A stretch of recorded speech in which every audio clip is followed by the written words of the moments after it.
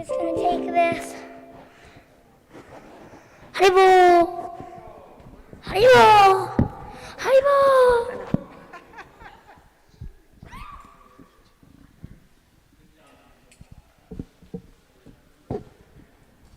Thank you.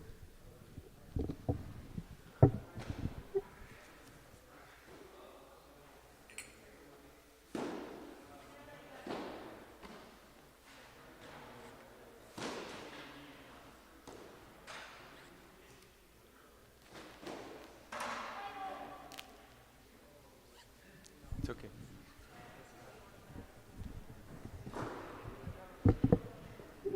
Haribo. Hey, it's okay.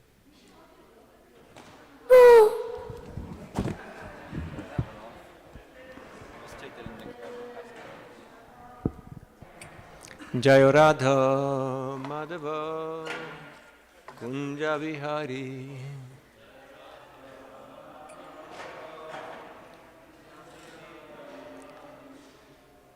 Gopidana Vallabha Girivaradari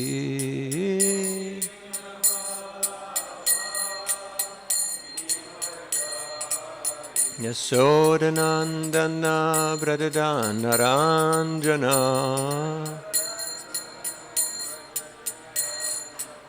Yamuna Tira Vanachari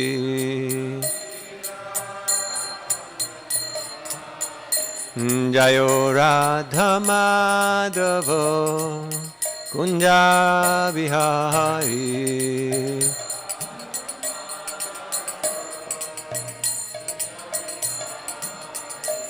Gopidana Vallabha Girivaradhari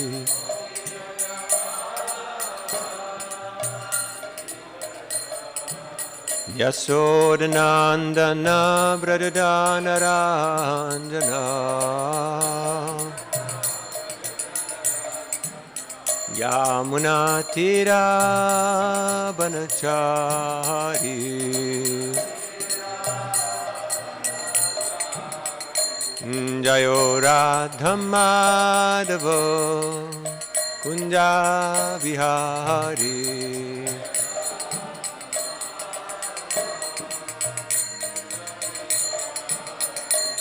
Jayo Radha Madhava Kunja Vihari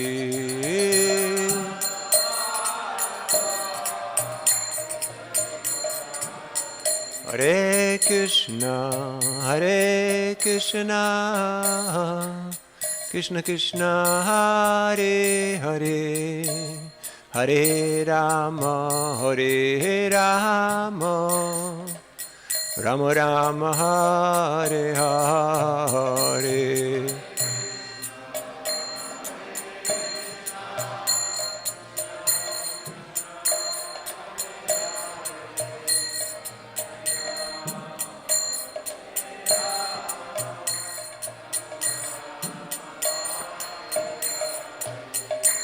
Hare Krishna, Krishna Krishna, Hare Hare, Hare Rama, Hare Rama, Rama Rama, Hare Hare.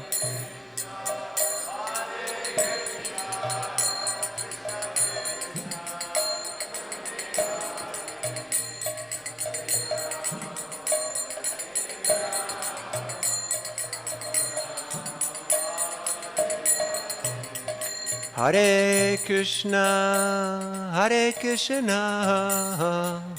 Krishna Krishna, Hare Hare, Hare Rama, Hare Rama, Rama Rama, Hare Hare.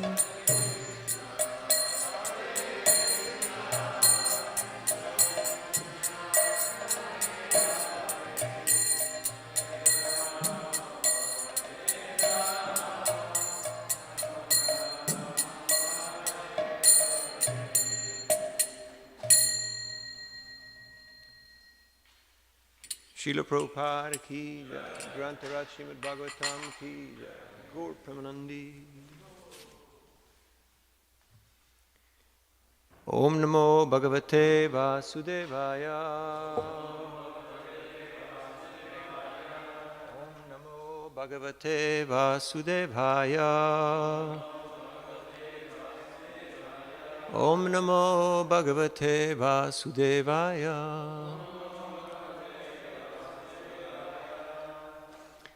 Today we're reading from Srimad Bhagavatam, 3rd canto, and we are reviewing chapter 22, the marriage of Kardama Muni and Devahuti, and we're focusing on text 37. Do you chant the Sanskrit, or what's the... Priyat? Sharira manasa divya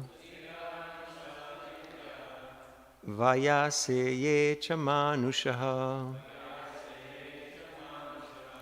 Bhautikascha katam klesha Bhadante hari sangshrayam.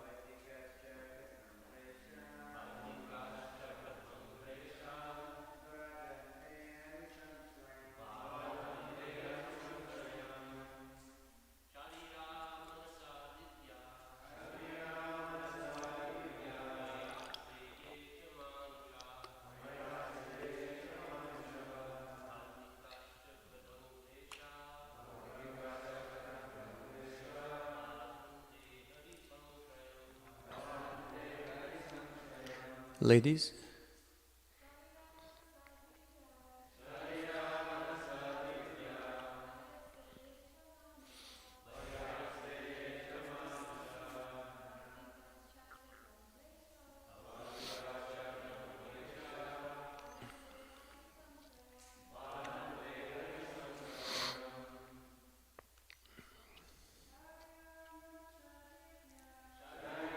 Manasa Devya Se chamanushaha Vatikascha katam klesha Bhadante hari sangshrayam. Uno más. One more.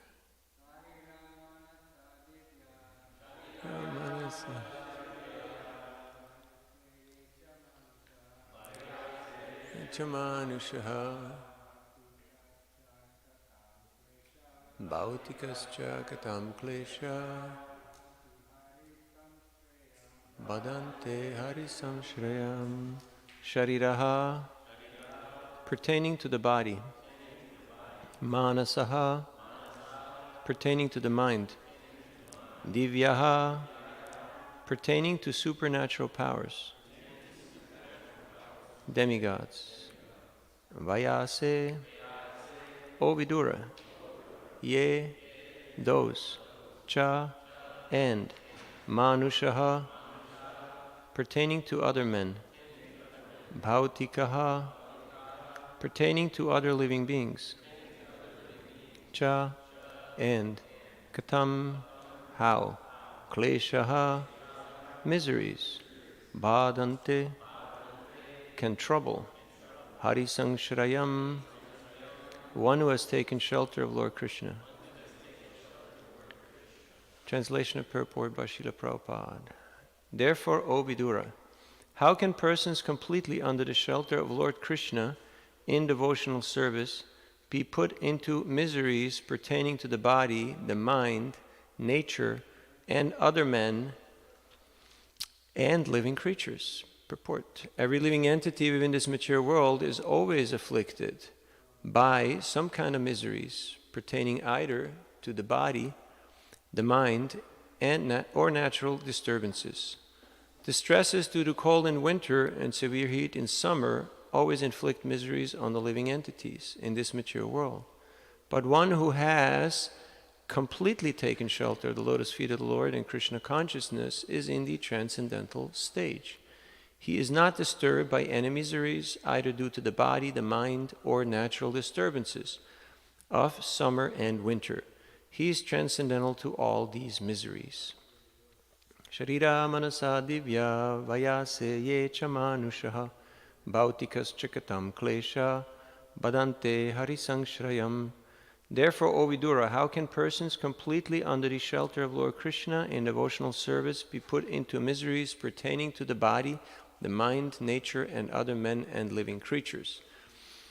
Om Ajnanatimirandasya Gananjana Shalakaya Chakshurun Militam Jena Tasmai Sri Gurave Namaha Sri Chaitanya Manobhishtam Stapitam Yena Bhutale Swayam Rupa Gadamayam Dadati Swapadantikam Sri Krishna Chaitanya Prabhu Nityananda Sri Advaita Gadadhar Shivasari Gaur Bhaktavinda Hare Krishna Krishna Krishna Hare Hare Hare Rama Rama Rama Hare Hare Mukam karoti vachalam pangum langayate girim yat kripadamaham vande Sri Guru Dinataranam Paramananda Malavam Sri Chaitanyeshwaram Vanchakalpatarubhyascha Kripasindubhyevacha Patitanam Pavanebhyo Vaishnavebhyo Namo Namaha. Hare Krishna. With the blessings of all the Vaishnavas, here in this section of Srimad Bhagavatam, the marriage of Kardama Muni and Devahuti is being described. Now you may wonder, why is in a text like the Srimad Bhagavatam, which is meant for self-realization, which is meant for detachment, which is meant for transcending this world, such a mundane activity as a marriage is being narrated in great detail? It is because in any civilization, marriages are an essential part to preserve the culture and to give people a foundation where they can securely pursue their occupations in a peaceful state of mind and practice spiritual life. And unless we have exemplary marriages, there is really no culture, which is what we're facing today. So you see how in the beginning of this chapter, after the king had been praised and glorified in the last chapter, the king returned the favor and he was praising Kardama Muni, the sage, and his exalted qualities. He's saying that I've just come out here to seek you out and to take your association and to be blessed by your wonderful qualities. And then he makes him an offer that the sage cannot refuse. He says that, I know you have not taken a vow of perpetual celibacy, and so I would like to offer you my daughter. And of course he had done so. He had made this offer not just whimsically, because he's the emperor of the world, but in consultation with his wife and his daughter. So, arranged marriages is kind of a hot topic today. Oh, it was an arranged marriage. Ooh. Yet we can see here it's more like assisted marriage, that in consultation and in discussion with his wife and his daughter, they came to the conclusion that he's the guy. This is the guy we would like to have in our family. And so he made him this offer, this proposition, and Kardama Muni very graciously accepted it. I'm not getting into all the reasons and all the arguments because it's a whole long discussion. And he accepted the offer because this culture is a culture of respect and a culture of protection. These are the two main things, if you want to take notes. Culture of respect and culture of protection. Without respect and protection, there is really no culture. That's why when we say, my respects to you, or pranams, or namaste, it means I respect you. And I'm ready to protect the culture, not just because it's heritage, but because it's the right thing to do. It's dharma. It is what we're supposed to be doing. And so he accepts that offering, and the king goes back to his palace. And here in today's verse, it is being described that a person who is absorbed in devotional service, who is absorbed in hearing and chanting, is free from the miseries pertaining to body, mind, nature, other people, and other living creatures. Would you like to be free from miseries? Anyone out there suffering miseries sometimes? A little bit? Yeah? Just a little bit? The mind sometimes causing trouble, other people causing trouble, the seasons causing trouble. So that is the nature of this world. But if we're absorbed in Krishna consciousness, especially in hearing and chanting about Krishna, we become free from those troubles. That's a great gift. That's a really wonderful fact that is being illustrated here in this verse and purport, and we can transcend these miseries. Doesn't mean the miseries don't exist, doesn't mean the miseries will go away, but it means we can transcend them. We're not absorbed in them, we're not overwhelmed by them, we're not stifled and baffled by them, but we can transcend them. The miseries will be there, but we'll be on another plane. So that is what's being described here. Now you may be wondering, why is Mahatma Prabhu not giving the class today? It's because he has to leave at 8 o'clock. And also, he wants to give the example that anybody can sit here and talk about the Bhagavatam. Because that is our culture. That is our tradition. As we heard yesterday so beautifully from His Grace Mahatma Prabhu, that Srila Prabhupada had great faith that anybody who came to this movement, after a couple of years, should be able to become a teacher. Just like if you go to university and you stick with the program, then in 5 to 7 years you can be an assistant teacher or professor, and you should be able to continue the tradition. Srila Prabhupada wrote in the late 60s, early 70s that by 1975 he wants all his students to earn this title of Bhaktivedanta and to start initiating disciples. I know that His Grace Kalakanta Prabhu wants his disciples, at least that's the vision, after 10 years, to be ready to guide others in Krishna consciousness. So that's a tall order. And as Mahatma Prabhu was saying that it's kind of shocking, right? It's kind of, how can I do this? It's like, it's a tall order. It's a pretty big seat. Of course, if you sit on it, you may think like, hey, it's just, business as usual. But this is the Vyasa asana. It is the asana of Srila Vyasadeva, or the one who is speaking on the Bhagavatam, coming in line from Srila Vyasadeva.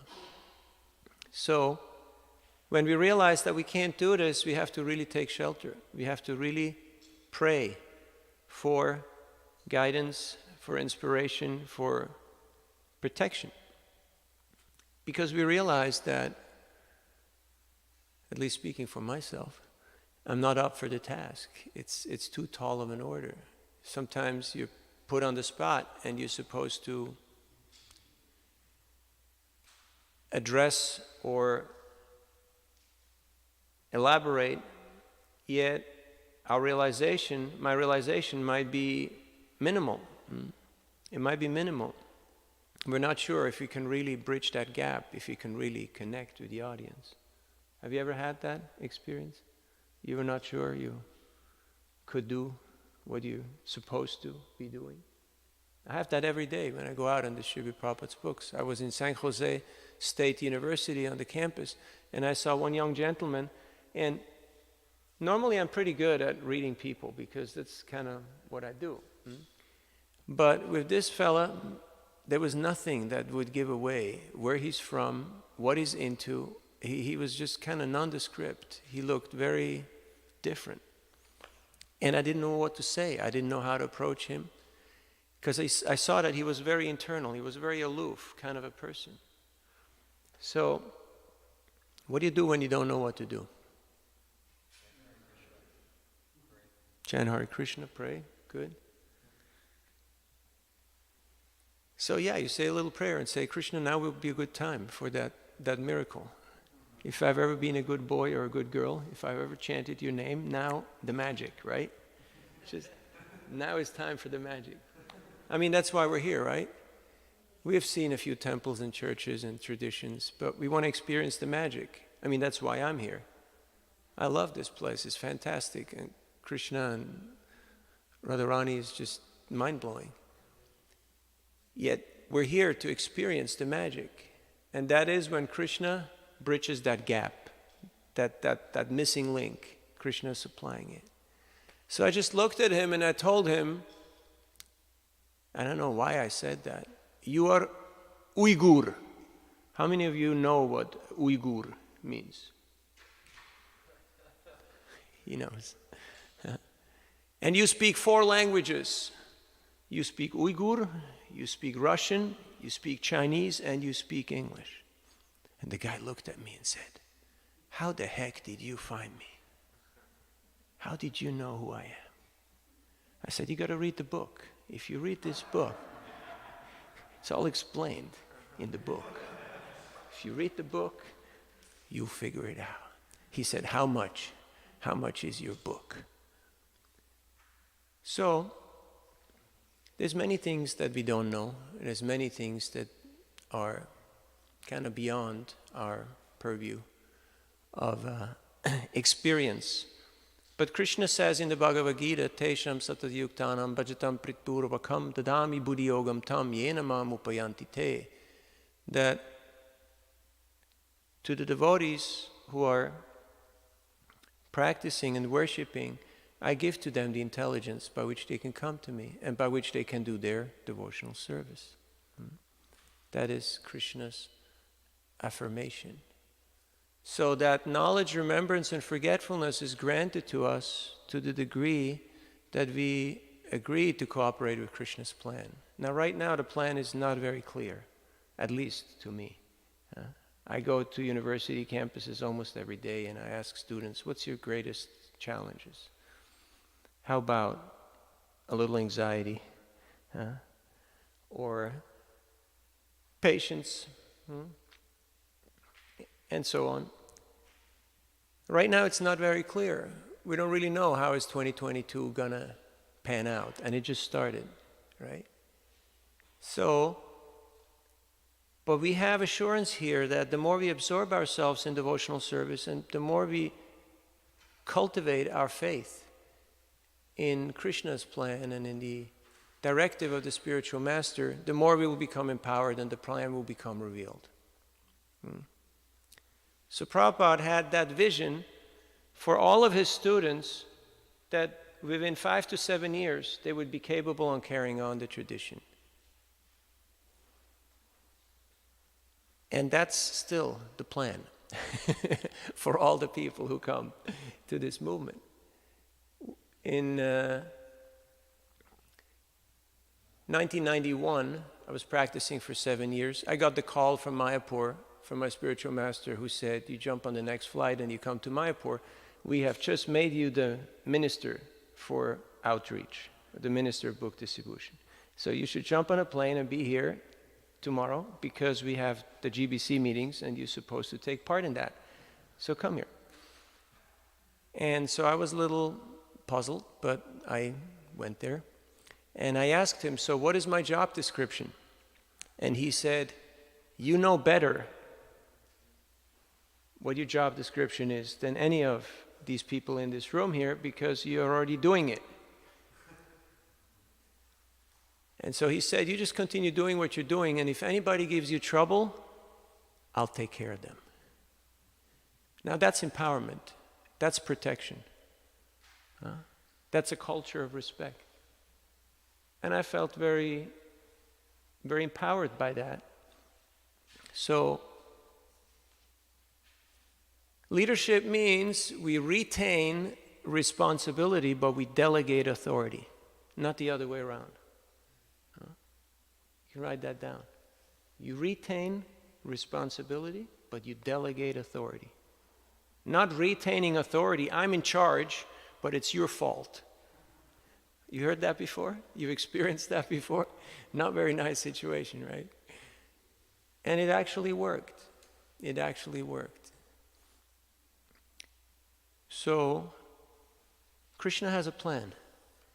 And he has a plan for every living entity in this universe to come back to him. And the more we cooperate with Krishna's plan, the more we will experience the magic that Krishna will use us as an instrument to touch people's lives.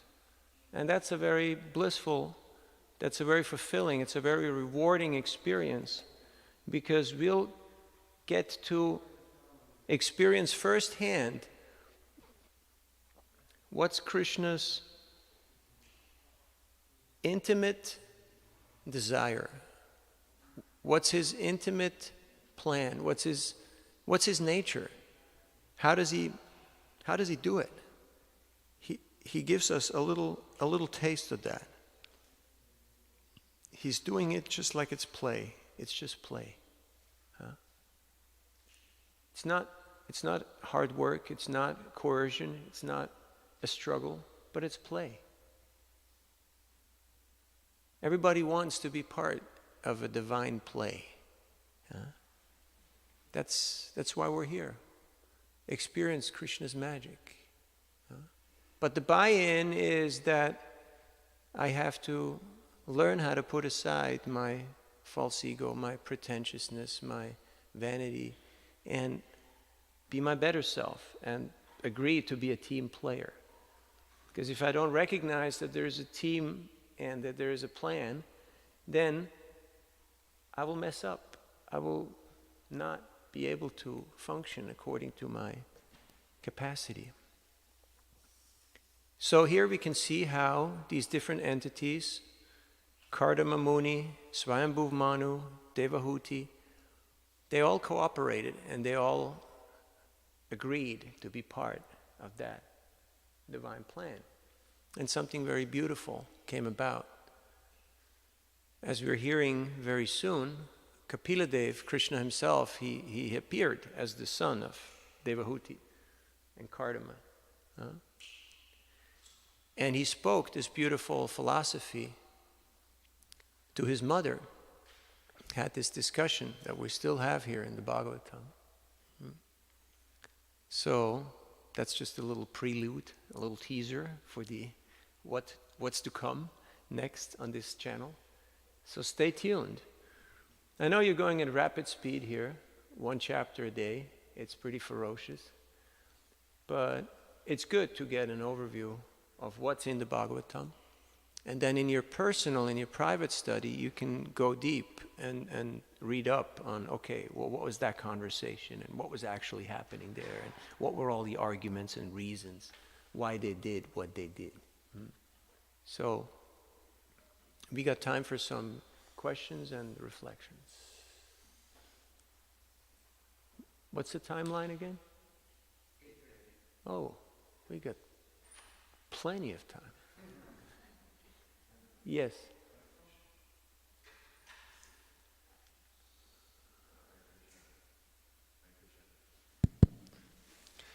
Prabhu, I wanted to hear more about delegation, because we're all called on to become leaders, as you were saying.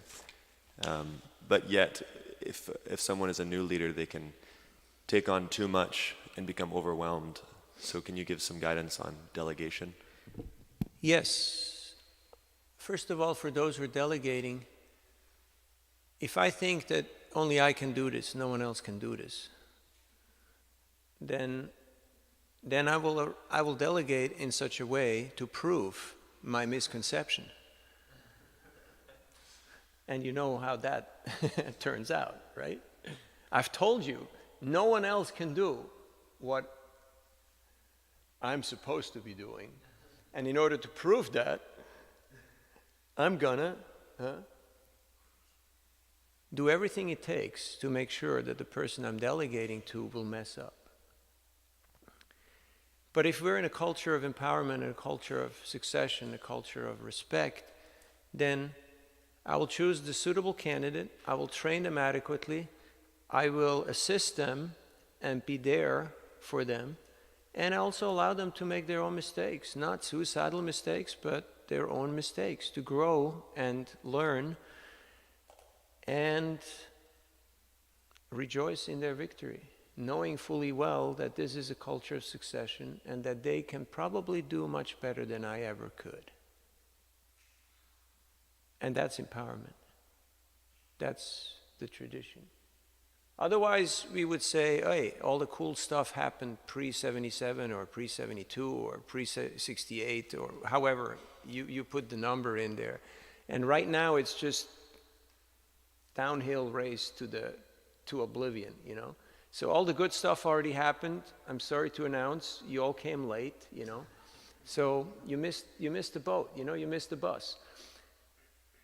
No.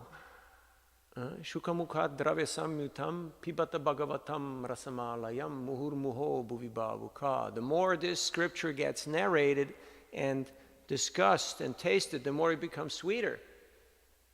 Because we gain the insights of all the practitioners from now all the way back to Krishna. And as time goes on, there's more and more practitioners, so there's more and more realization, so there's more and more taste. Who likes honey? Let's hear it for honey. Anybody likes honey? You don't like honey, huh? Yeah, it's a little too sweet, right? But why do people like honey? Maduram, maduram, maduradipate, maduram. Because honey is the quintessence of all the flowers and plants, of all the nectar that's out there. So in a similar way, why do we like the Bhagavatam? Why are there stories within stories within stories, people telling things that they heard about people who were telling things, and sometimes it's like seven different show places. How about that for a script, huh? Want to do a movie on the Bhagavatam? Good luck. And you get the realization, you get the nectar from all these different places, from all these different personalities. So it gets better and better. But unless I have that appreciation, then it's like this is too convoluted or this is too complex. So, delegation. Having faith in the process of parampara, that I'm not meant to do all the things by myself, but I'm meant to train others. Srila Prabhupada had to do everything by himself because there was no one there. And after about a year, excuse me, in New York, in 26 Second Avenue in the storefront, for about a year where he had done everything, buying, cooking, serving, cleaning, managing, preaching, one boy asked Prabhupada, Swamiji, can I help you? And Prabhupada said, yes.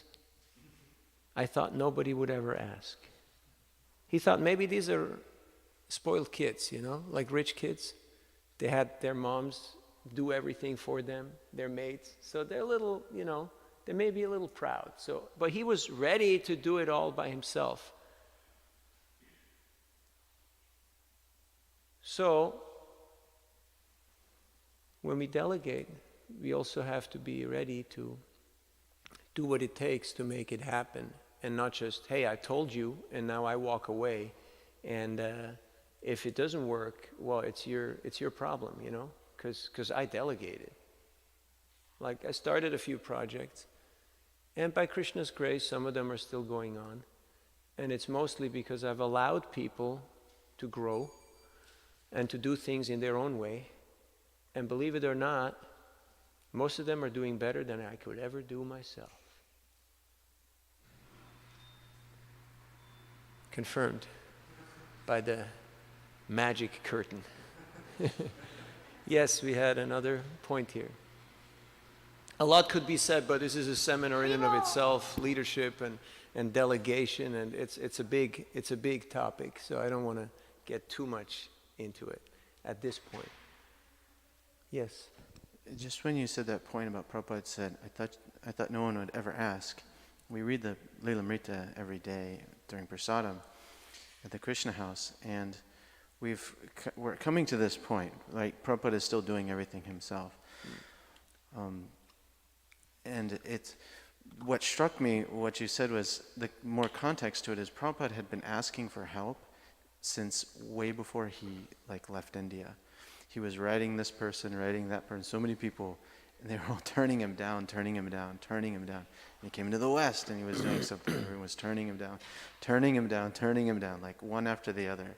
And when it came to the point where it was clear nobody was going to help him, Prabhupada just said, okay, I'll do the whole thing myself.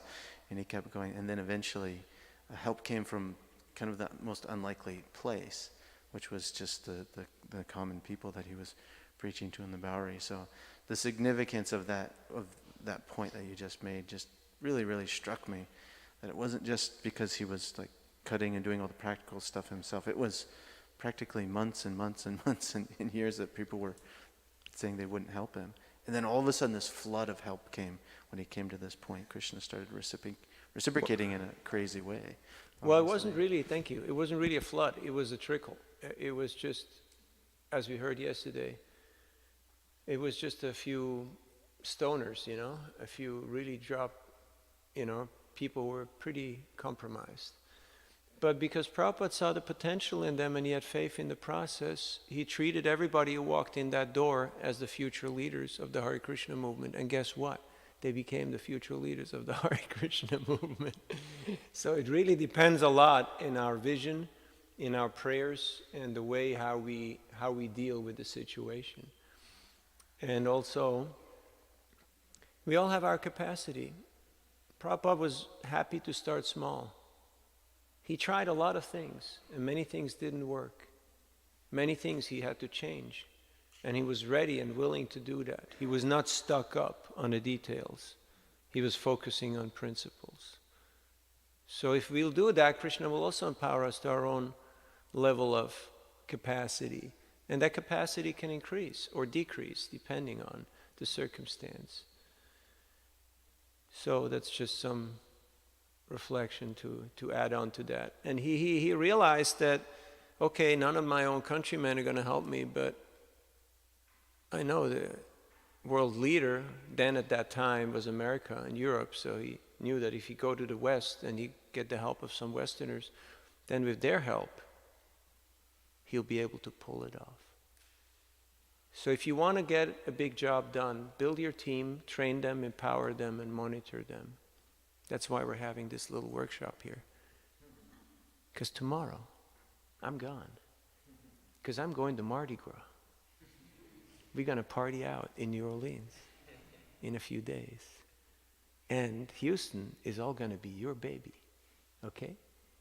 And a few days later than that, we're going to be gone. And it's your show altogether. So you better, pick up some speed. Because it's a tall order. Okay, we got a few hands up here, but you got the mic, so whoever's got the mic. Go ahead. Hare Krishna. Thank you for class, Prabhu. I'm wondering, I had a question about the verse. How can a person completely under the shelter of Lord Krishna be put into miseries pertaining to the body, mind, etc.?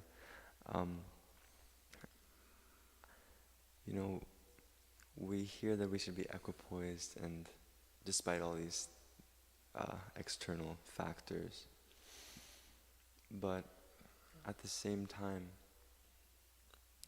we can kind of jump to that standard prematurely, and then they would call that spiritual bypassing. So personally, I'm just thinking about my own bodily and mental miseries that are disturbing me all the time. So how can, and then I'm I want to get rid of it. I want to be completely under the shelter of Krishna. But that's a gradual process. So how do we come to that stage and that level and also be not disturbed by the miseries, getting to that level? Thank you for your honesty. Well, Krishna very mercifully gives us reminders that we're not yet that transcendental. I mean, we have that experience on a daily basis, right?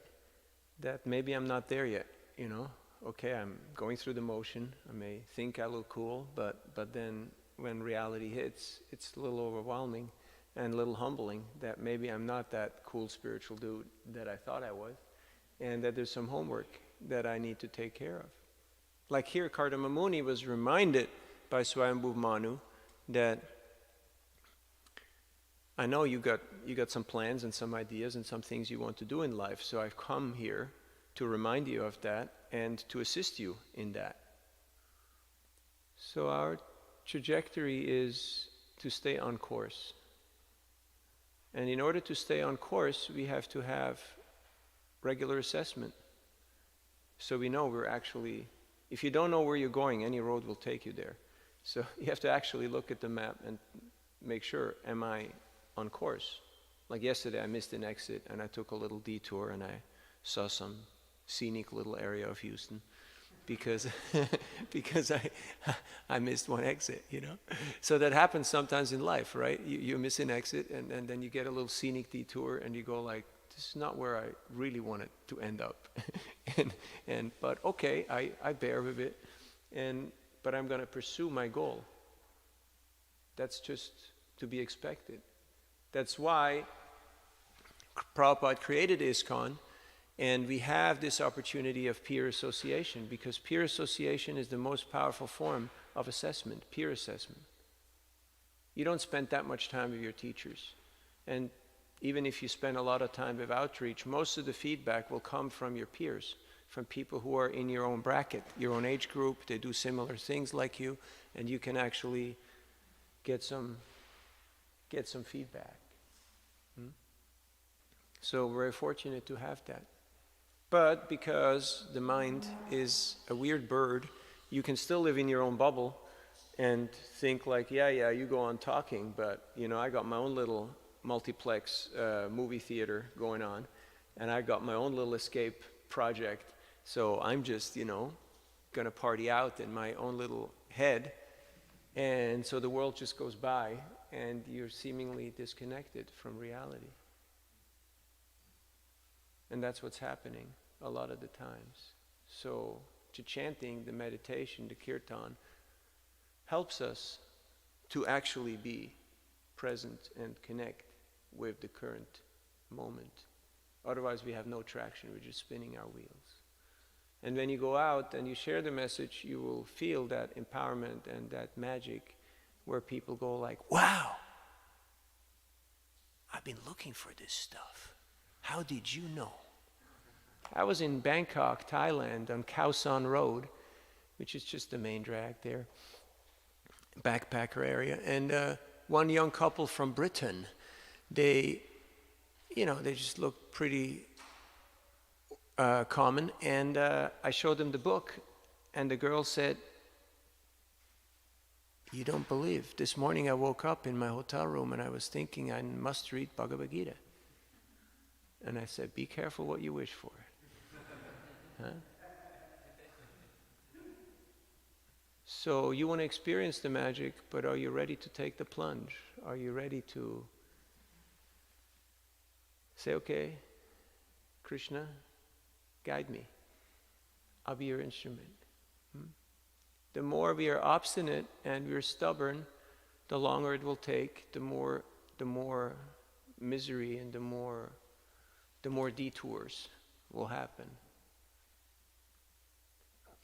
Yes? Can you pass the mic over to her?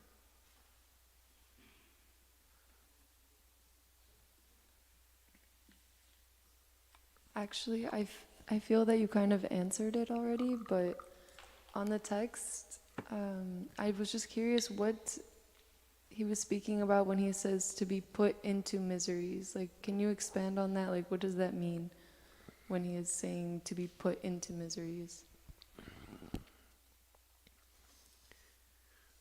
Every time any of these factors give you trouble, you feel like, why has this happened? Why me? Right? Like the other day, we were helping a friend in San Antonio clear out one of his storage places. And we're putting it in his garage, so we're just shuffling boxes and stuff around. And then I tried to close his garage door, and I didn't find any device. So, you know, being a practical person, right, I thought, let me just grab the garage door and close it from the outside. Oh, yes, misery. I was put into misery because 2 of my fingers got stuck in the garage door, which before was nicely open, and then all of a sudden it snapped together because it came down much faster than I expected it to come down. And I was put into pretty intense misery. So that just kind of is overwhelming. Yes? So what do you feel was the reason behind you being put into that misery? It was just a reminder from Krishna that, you know, be a little cautious, slow down, be a little careful. You may blow a few red lights, you may blow a few stop signs, you may do a few things, but then all of a sudden, bam, whack, what was that? How did I deserve that? You know, I've been a good guy, you know? I'm doing the right thing here. Why do I need all this tough love?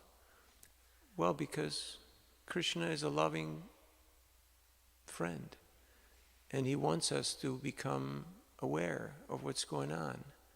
So he gives us this as a reminder. Also, sometimes we may think, oh, yeah, I still got the moves and the looks, you know, like I can work this gig, right? You know? And then all of a sudden, you know, 5 or 7 people just walk by you, you know. They're just like, puh. They pretend you don't exist. How about that for, you know, having the looks and the moves? And they go like, me no like, you know. So, Krishna is doing that because he's actually caring. He's actually concerned about our welfare. Otherwise, he would feed into it and just inflate our false ego. And then when we hit the brick wall, it's like crushing. It will just like pulverize us. And will take a very long time. So he's giving us these little glimpses, these little reminders of, hey, maybe I'm not God. Huh? Like when you're a teenager or in a certain age group, you think, you know, I'm perfect and everything's centered around me.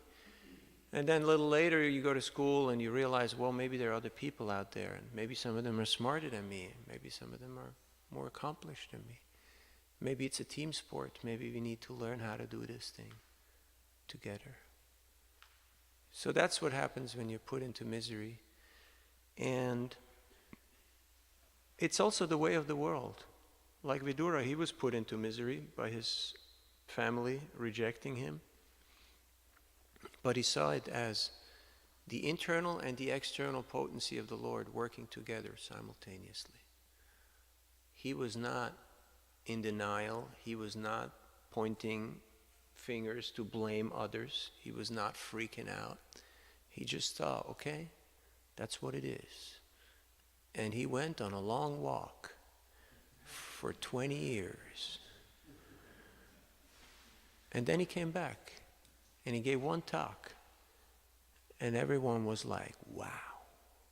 The lights went on. And his older brother, who was blind, materially and spiritually, his lights also went on. And then he went on a walk, and he achieved perfection. So sometimes we can't really do much to change the situation, or change that person, or change ourselves. But if we just do the right thing and we continue moving according to Krishna's plan in the right direction, it will become revealed and the magic will happen. Yes?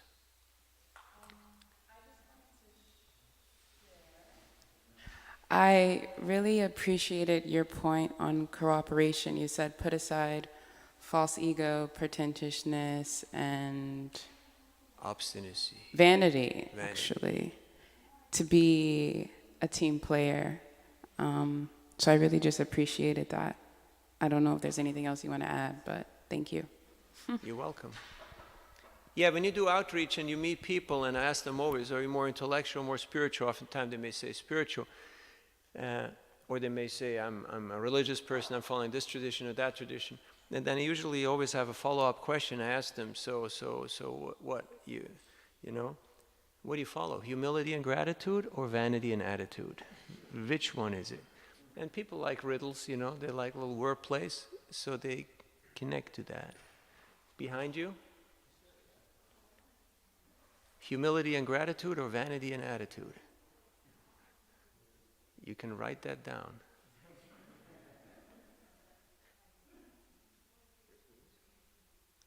No plagiarism. It all comes from the same source. She wanted to say something, right? But she's writing right now.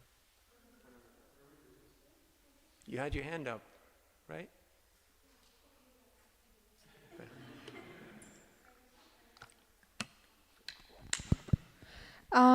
So one of the first things I heard you say was if we're just stuck in the mind, then we're not allowing Krishna to use us as our instrument. So my question is, how do we understand the mind, and how do we reprogram the mind to that, to understand it and to kind of make it work with us on the soul level?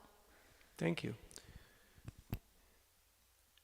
You read Bhagavad Gita every day. Krishna is explaining to Arjuna the nature of the mind, the workings of the mind, and giving him very, very good insights. In a nutshell, he says, Abhyasena and Vairagyena. Abhyas, by constant practice. So by constantly doing the right thing, getting the right things done. Not just being busy, not just being active, but getting the right things done. Consistently. By that, you actually get a grip on the mind. And Vairagyena, philosophical understanding which will lead to detachment, actually reading these books mindfully with an open mind and heart, not just eye exercise, not just turning pages and ticking boxes, but actually, hey, what the heck are they talking about here? Like today, what words stood out? Culture of respect and protection, right? Delegation, teamwork, those stood out. So highlighting that. And that will lead to a sense of detachment, because you understand, I'm not my mind. Otherwise, if I'd be my mind, I'd be in trouble, because that would be a pretty miserable existence, because the mind can be all over the place. I ask everybody, are you here or are you everywhere? And of course, in California, they will say, I'm everywhere, dude. And I'll tell them, wrong answer, dude. Experience only happens right here, right now. So if you're never here, technically, you never actually lived. You've always been in the past or in the future, and the present has ceased to exist. And you've just been a stand-in in someone else's sea movie, creating more landfill and moving more product that nobody needs. And that's really substandard existence. So get a grip on things. Take control of your own life. And that means get control of your mental faculties. And that's what we're here for. But that means feeding it Krishna conscious information, reading the Bhagavad Gita, not just scrolling on your phone and, getting blasted by propaganda, by a whole bunch of stuff that's totally irrelevant to us. And that can be news, that can be social media, that can even be so-called, feel-good spirituality. But if it's distracting me from my actual purpose and from what I'm supposed to be doing right now, it's a distraction. Just like here, this is very wonderful, beautiful, amazing temple room. There's one problem with it. The acoustics are superb. So if somebody just whispers something to the person next to them, the whole room actually hears it. Did you notice? Huh? When they had that little conversation back there, right? It's like they're not aware that we can hear every single word. In a similar way, when the mind does its mind talk and is giving you all those great, very important informations, and is screaming and yelling at you, you may be too self-absorbed, but whoever's around you will go like, whoa, what's going on here, This person really looks depressed. This person is really miserable, What does it take to help this person to get out of the mental platform? So start getting busy for Krishna. Don't get stuck on the mental platform, because you can't win that fight on the mental platform. Jai Sri Nirada Nilamadav ki jai, Shri Gonitai ki jai, Giriraj Maharaj ki jai. Okay, that's it, folks. Thank you for being who you are and doing what you do. We believe in you. We know you got this. And bye. So, to be continued. Thank you, Sarva, for being the greatest dancer, keeping rocking out here in Houston. Whenever I check on the webcam, that's what I wanted to see. Sarva's still dancing here in Houston. It's very endearing to have friends, and some of them are mentors, seniors, who invest time and affection in us. So thank you for being an affectionate friend and being patient with me. Grantarat Srimad Bhagavatam ki jai, Srila Prabhupada ki jai.